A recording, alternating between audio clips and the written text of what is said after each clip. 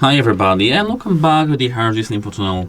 Today I'm going to show you how to pair your BANG OLUFSEN Beoplay H95 headphones with your MacBook.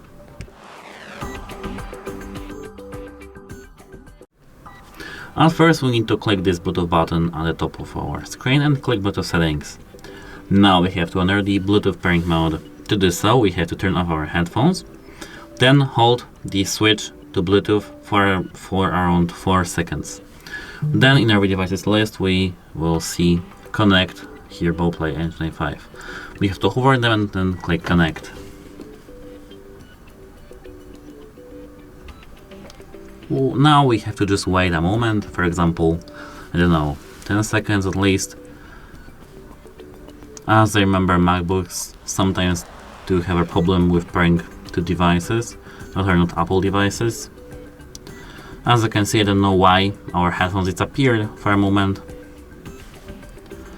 Let me quickly turn them off and on again.